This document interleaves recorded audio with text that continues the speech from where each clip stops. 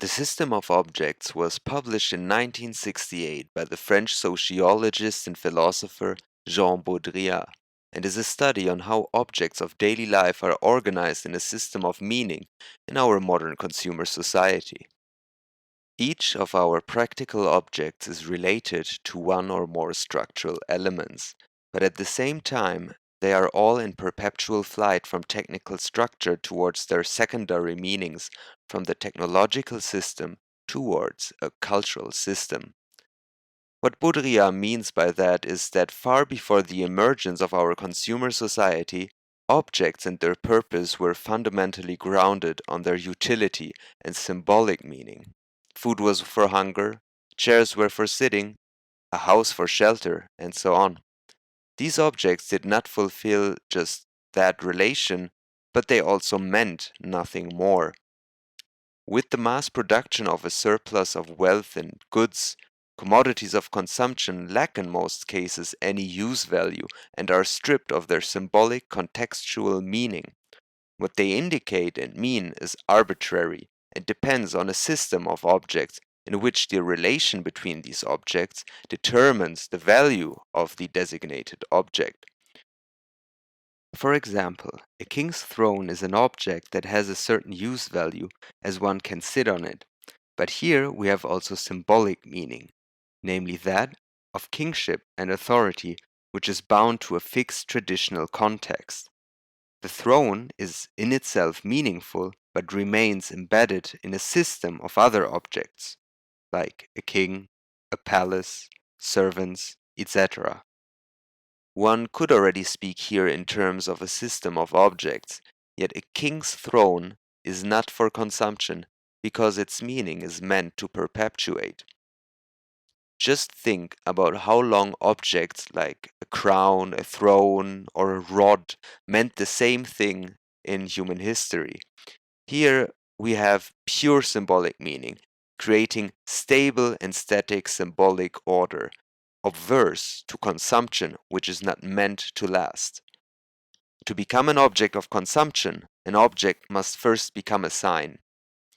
And according to Baudrillard, this process is best achieved through advertisement.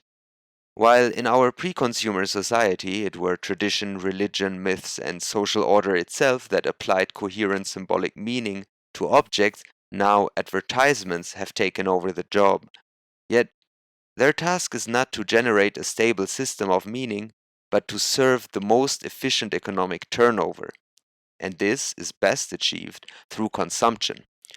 Now, consumption for Baudrillard may be defined as a total idealist practice. In consumption, the material object is just a mediator of a certain fantasy. The object is just as much worth as its inscribed idea is. Its value comes from its advertisement.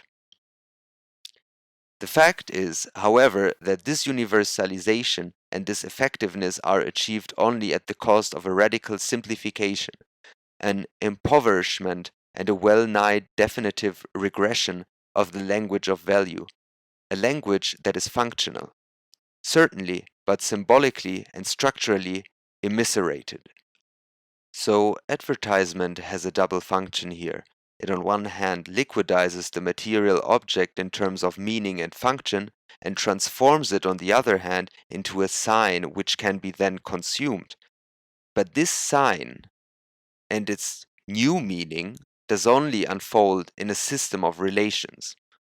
If we take a look at the BMW advertisement here, we see that before we are even shown the actual product, it is first inserted into a system of relations of a woman, probably a consultant or a career person who just got a new contract, a new position, hardly had the time to move into her new flat, but we see already here some fancy furniture and so on, so we are already presented a certain lifestyle.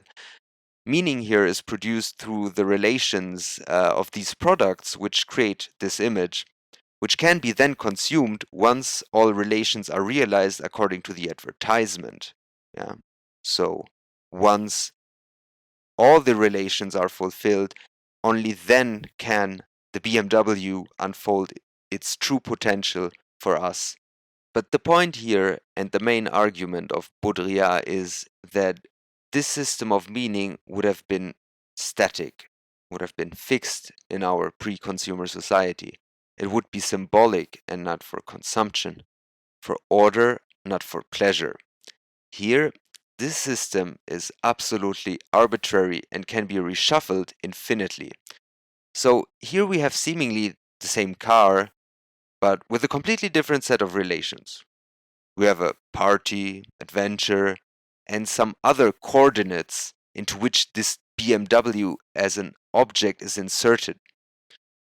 This explains why there are no limits to consumption. If consumption were indeed what it is naively assumed to be, namely a process of absorption or devouring, a saturation point would inevitably be reached.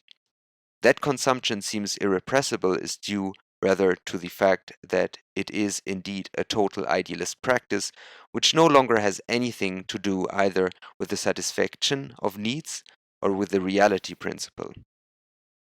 So, to sum up, our society used to be concerned with perpetuating social order with inserting symbolic meaning to objects which were not meant to be consumed in today's sense.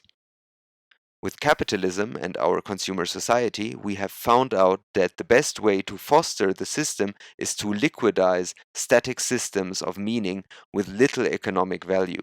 Objects must be turned into signs and reinserted into a fluid system of meaning where they can generate new meaning with any possible combination.